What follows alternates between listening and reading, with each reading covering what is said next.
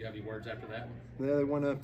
That wasn't clean as a whistle. It's like you locked in the full drive right out the gate, and it just kind of felt like it was going to be one of those days. And to our guys' credit, it was just unbelievable. Back-to-back days for Bauman and Cannon. We were able to get to that part of the game with them running off and leaving us. Couldn't catch them. I mean, they're playing for their lives, and we're playing excellent, and just kept getting within one run of them. Our offense really, we had some solo home runs and did enough yesterday, but we never really linked it up or passed it down or whatever you want to call it and come together as an offense until the 8th inning of game 3. And the timing was great, and just like the 6th inning yesterday, I think Mann hit his big home run. That's right when we answered. Today, it's Wilmsmeyer, and I wish I'd have done a little better job coaching right there. Maybe Cannon should have come in with 2 strikes, because it was a couple of change-ups, and Bauman's at that 54, 53 mark in pitches and back-to-back days. I mean, that's a stretch for anybody, and that 7-hole guy, and he's kind of set for a fastball, and he got it and he lost it. And I wish I could have done a little bit better there, but it wouldn't have been as dramatic probably. Anyway, just things you got to keep learning and doing. The guys hung in there great. Cannon got in the ball game. We had the 5 spot. The biggest thing there is I thought Cooper McMurray had a tough strike call on him right there in the moment. In the big time with 2 strikes, he puts the ball in right field. And then when we say linked up and they all come together, Cole Foster with 2 strikes, it's here I go. It's low hard and the other way. And then Ike Irish, a true freshman with a professional at bat, of being able to go backside 6-hole. And it doesn't always work out, but a coach knows when it does come together and you see those approaches, these guys they're not trying to get too big. They're trying to have the best bat they possibly can, and they're in the right approach at the right moment. So some of that doesn't seem like luck when you see those at bats show up. Maybe Wortham's to get us started, but other than that, they got locked in. We got some base runners, and the bats got really professional, came together, and was enough, because Cannon, it was 9-7. I did not look ahead to like we've won the ball game, and really tried to stay in the moment there, because that 1, 2, 3, 4, that's 4 pretty good hitters to start their lineup, and they were right where they wanted to be. But 2 flyouts, and then Mann with 2 outs. I just thought Cannon he was good last night for a few pitches. I thought he really drove the ball in the strike zone and really pitched really good these back-to-back 2 games. Just the job that Bauman did to get you there. That you had to have somebody eat some innings today, and he was able to do that. Yeah, I squeezed him. He even walks out of there giving up the 2 runs, but he gave us a chance because we squeezed him, and he gave it all to us today. I'm just as impressed with Vale's 2 innings as I was 8 innings last week. He gives up a run. Could have given up a ton. We could have given up a ton in the first, and we just kind of hung around. But Vale, he looked like little Casper the Ghost out there playing ball. It just wasn't a version of himself. He had IVs in his arm yesterday, and to give us 2 innings. So Vale, Bauman, Cannon, man, they stepped up the plate, and I know it was a shock probably to our dugout and to the crowd of seeing Keyshock pop in there for a couple and handle himself good. He at least turned it over for Bauman in that situation with 2 outs. Man got us, but it's 0-2. We actually made the pitch we wanted to, really like toward the black, from really breaking it down with Nate, and the ball goes right over the bag. But if you can get Luke Mann to take that type of swing, you got to live with the consequences there. So that was another run that they earned. But all in all, just a good solid game, and of course our guys are hanging in there. But that was not easy today. That was a hard game. Butch, what do you think it says about your team that you basically got 2 innings out of your top 2 starters this weekend?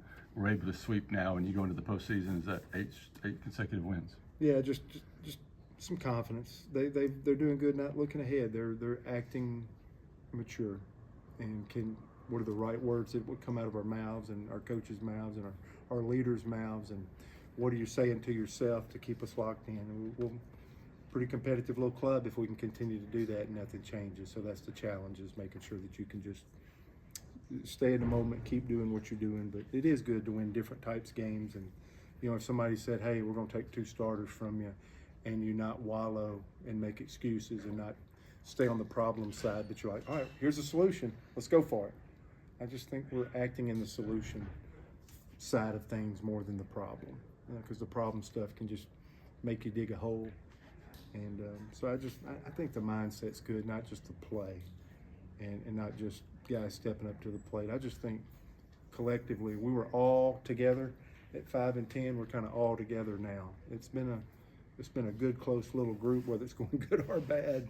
And I'm thankful they stayed together, and they're in a good place now. 15 home games, all sold out. The team that they came to see was behind for about 3 hours today, but they were still kind of loud when you needed them. They seem to have fun. I said it on the radio there, and I'll say it again. Our crowd's been amazing. Again, they were rewarded today for finishing the season with us. They got really loud. That was, I think that was tough for whoever was in the ball game there when those bases are loaded, and it got pretty loud. And the ball gets away, and we tie it, and here we go, it's on. And then I thought, just to finish the ball game, I just thought it was engaged.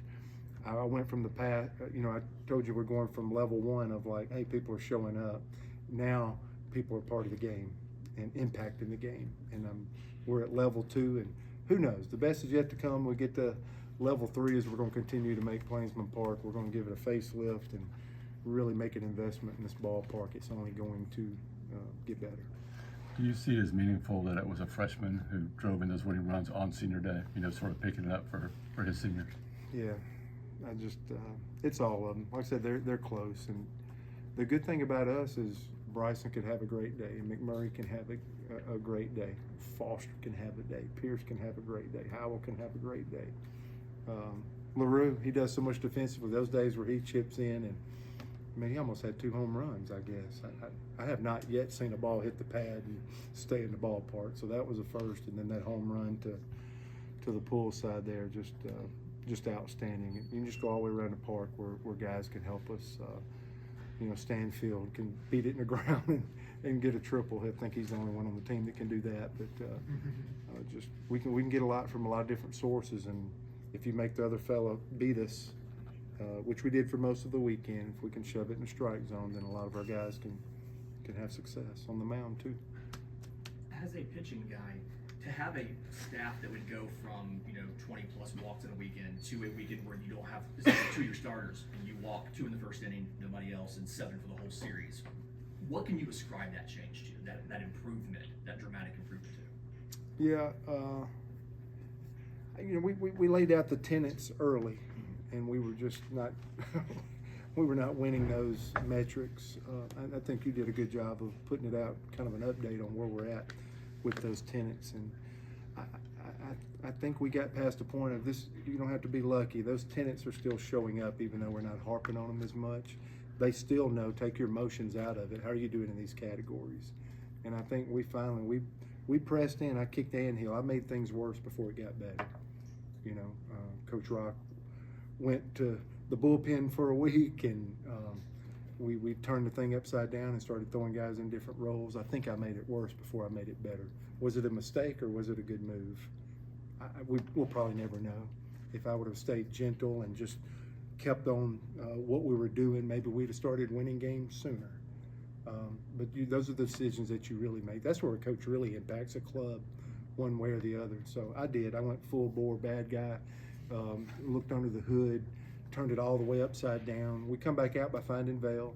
We put Cannon back there. We calmed down. We understood these tenants are for real. It doesn't matter how you feel. It's not about you, because there was a lot of new pieces there. This has got to be about Auburn at some point.